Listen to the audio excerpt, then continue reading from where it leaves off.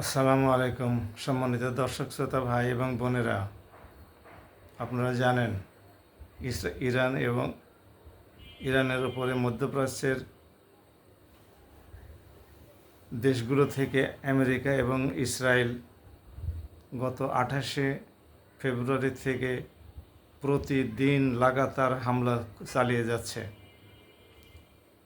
মধ্যপ্রাচ্যের দেশগুলোতে অবস্থিত মার্কিন ঘাঁটিগুলো যদি ব্যবহার করতে না পারত, তাহলে আমেরিকাকে তার আব্রাহাম লিঙ্কন যুদ্ধজাহাজ, যেটা ভারত মহাসাগরে এখন আছে ইরানের নৌ উপকূল থেকে প্রায় 1000 কিলোমিটার দূরে, অথবা ভূমধ্যসাগরে অবস্থিত জেরাল্ড ফোর্ড, সেই দুই যুদ্ধজাহাজ থেকে হামলা করতে হতো।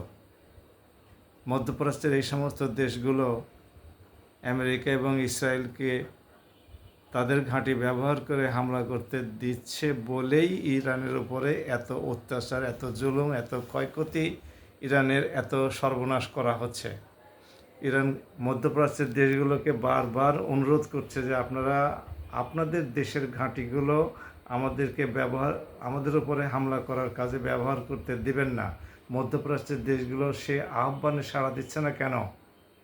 মধ্যপ্রাচ্যের দেশগুলো ইরান ধ্বংস হয়ে গেলে কি লাভ লাভ করতে সক্ষম হবে? তারা কি লাভ হবে? মধ্যপ্রাচ্যের দেশগুলো ইরান যদি ধ্বংস হয়ে যায়, ইরান কি তাদের উপরে কোনো সময় হামলা করেছে? তারাই তো ইরানের বিরুদ্ধে ষড়যন্ত্র করেছে। কাফের মুশরিকদের সাথে কি ইরান প্রীতি করেছে? প্রীতি তো তারাই করেছে, গোলামি তো তারাই করে। তারাই তো কম দামে তেল ওই সমস্ত কাফের মুশরিকদের কাছে তুলে দেয়। যখন গাজার উপরে 70,000 মানুষকে হত্যা করা হলো, 1.5 লক্ষের মতো মানুষকে আহত করা হলো, তখনও সৌদি আরব থেকে, সংযুক্ত আরব আমিরাত থেকে, আজারবাইজান থেকে তেল ইসরায়েলে পাঠানো হয়েছে। আবার সেই তেল ভর্তি করে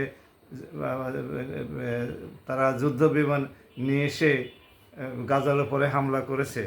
এই সমস্ত মধ্যপ্রাচ্যের দেশগুলো এই সমস্ত কি মরণ খেলা শুরু করেছে? আমরা অনুরোধ করি মধ্যপ্রাচ্যের দেশগুলো এই মরণ খেলা বন্ধ হোক। ইরানের উপরে তাদের ঘাঁটি ব্যবহার করে ইরানের উপরে হামলা করা বন্ধ করার জন্য তাদেরকে বলা হোক, তাহলে তো সমস্যা মিটে যায়। আমরা অনুরোধ করি মধ্যপ্রাচ্যের দেশগুলোতে ইরানও হামলা না করুক, মধ্যপ্রাচ্যের দেশগুলো তাদের ঘাঁটি, মার্কিন ঘাঁটি ইসরায়েল এবং আমেরিকাকে ব্যবহার করতে না দিক।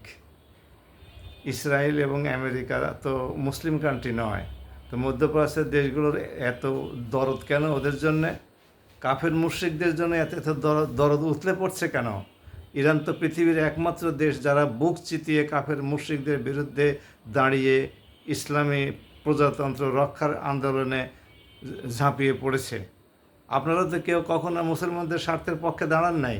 শুধু বানান মসজিদ, মাদ্রাসাতে কিছু আর্থিক সাহায্য করে, দান খয়রাত করে, জাকাতের টাকা থেকে কিছু দান খয়রাত করে, বা নিজেদের যে জাকাত টাকাত আছে সেখান থেকে দান খয়রাত করে, অনুদান দিয়ে তো মসজিদ মাদ্রাসাই তো করেন। মুসলিমদের স্বার্থও তো রক্ষা করেন নাই। যে সমস্ত দেশে মসজিদ মাদ্রাসা বানান, সে সমস্ত দেশে খোদা আল্লাহদ্রোহী দুনিয়ার কাজকর্ম হচ্ছে, সেগুলোর বিষয়ে আপনাদের তো কোনো মাথা ব্যথা নাই। সুতরাং এই সমস্ত খেলা বন্ধ করুন, মুসলিম বিশ্বকে শান্তিতে থাকতে দিন। আপনাদের মধ্যপ্রাচ্যে যুদ্ধ শুরু হওয়ার কারণে বাংলাদেশে এর দারুণ প্রভাব পড়েছে। আমরা গরিব দেশ, আমাদের দেশে তেল সংকট সৃষ্টি হলে, আমাদের দেশের পণ্য বিদেশে রপ্তানি করতে না পারলে আমাদের অসুবিধা হবে। একসময় আপনারা হয়তো বাধ্য হবেন আপনাদের সমস্ত উৎপাদন বন্ধ হয়ে গেলে আমাদের শ্রমিকদেরকে দেশে ফেরত পাঠাতে। তখন আমাদের এই শ্রমিকদের কর্মসংস্থানের কী ব্যবস্থা হবে? আমাদেরকে বসে খাওয়ার মতো কোনো সঙ্গতি আছে? আমাদের এগুলো নাই। কাজে এই সমস্ত আপনারা মরণ খেলা বন্ধ করুন, ভাতৃঘাতী সংঘর্ষ বন্ধ করুন, এবং ইরানের সাথে প্রয়োজন বোধে আলোচনায় বসে ইরানকেও রাজি করান আপনাদের ঘাঁটিতে যেন হামলা না হয়। আবার আমেরিকা ইসরায়েলকেও বলুন তোমাদের ঘাঁটি তোমরা তুলে নিয়ে যাও, আমাদের নিরাপত্তার জন্য আমরা মুসলিম কান্ট্রির ভাইগুলো সব একসাথে বসে সমাধান করব। আমার এই ভিডিওটি ভালো লাগলে সাবস্ক্রাইব করুন এবং আপনাদের নিজস্ব মতামত দিতে পারেন। আমার চ্যানেলের নাম ডক্টর আতাউস অ্যানালিসিস। আসসালামু আলাইকুম।